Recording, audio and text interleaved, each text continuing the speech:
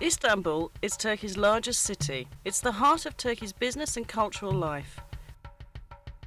The country's largest port and home to more than 12 million people. Byzantium had a superb location on the Bosphorus, the broad strait that connects the Black Sea with the Sea of Marmara and the Aegean.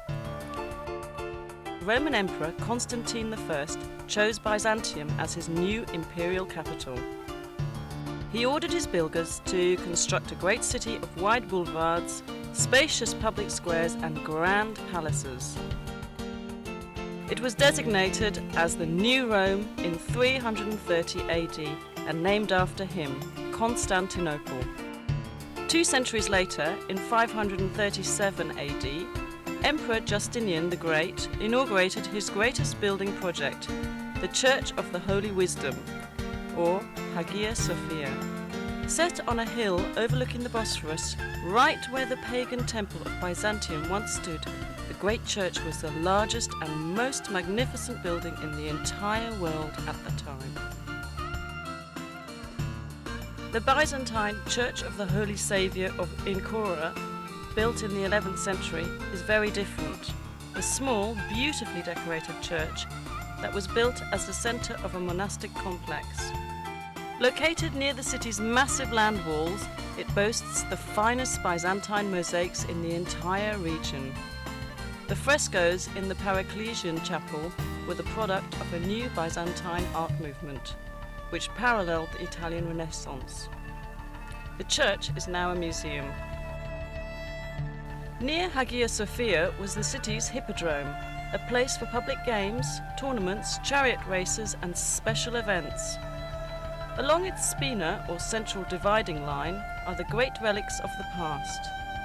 An Egyptian granite obelisk brought by ship from the Nile. A bronze serpentine column, once topped by 3 serpent heads. The column of Constantine, which in Byzantine times was covered in plates of gleaming bronze.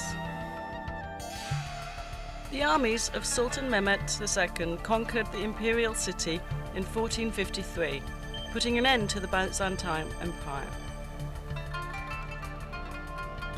The Ottoman sultans beautified their new capital, constructing great buildings that rivaled those of the Byzantines. The Blue Mosque, built by Sultan Ahmet I in 1616, was set next to Hagia Sophia so that people could compare the 2 artistic achievements.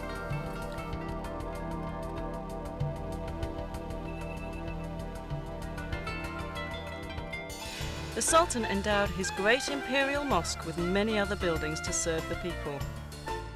Fountains, a health clinic, a soup kitchen for the poor, a Turkish bath, a theological seminary, living quarters, shops and storehouses.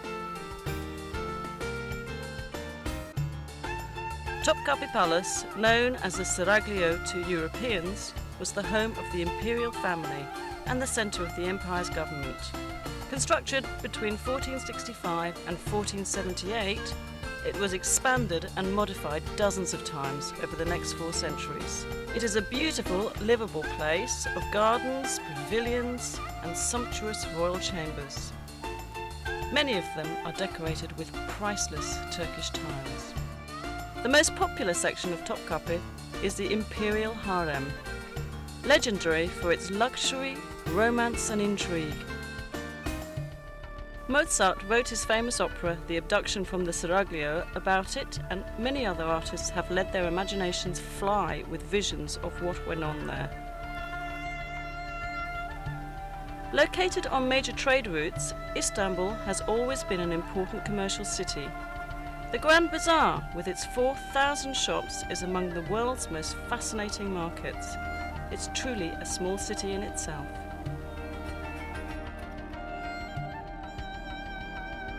Nearby on the Golden Horn is the Egyptian or Spice Bazaar, known in Ottoman times as the place to buy exotic spices and herbs to be used in cooking or as traditional medicines.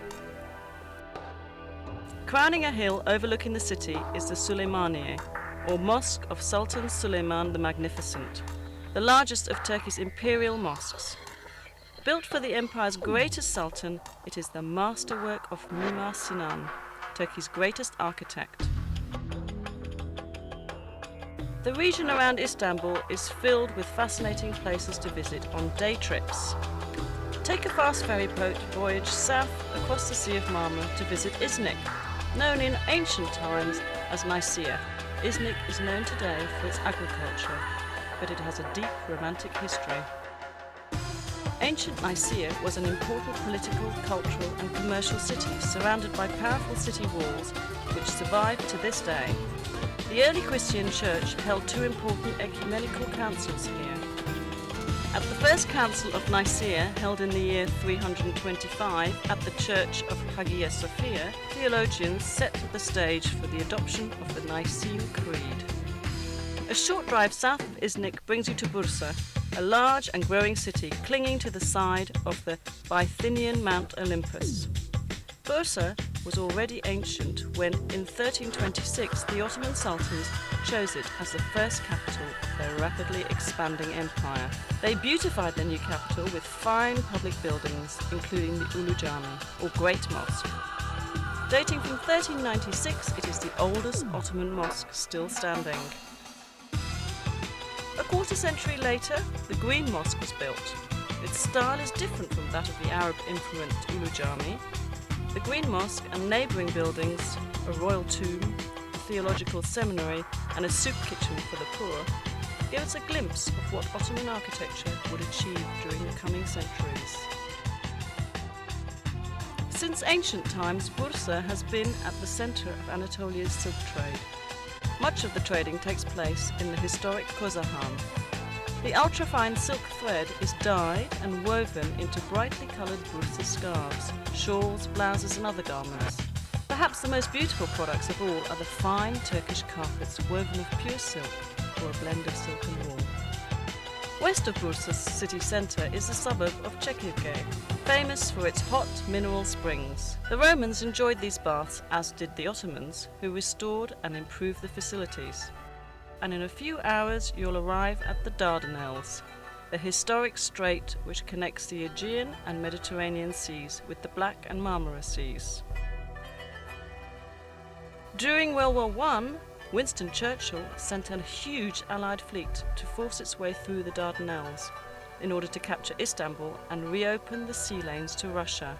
Stout Turkish resistance halted the fleet and the invading army, but the cost in casualties was horrendous for both sides.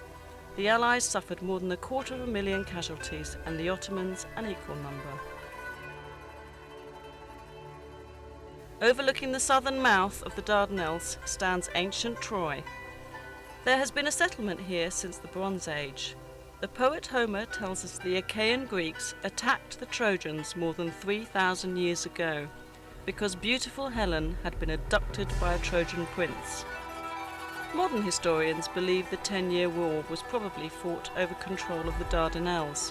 Whatever the cause, the Trojans lost.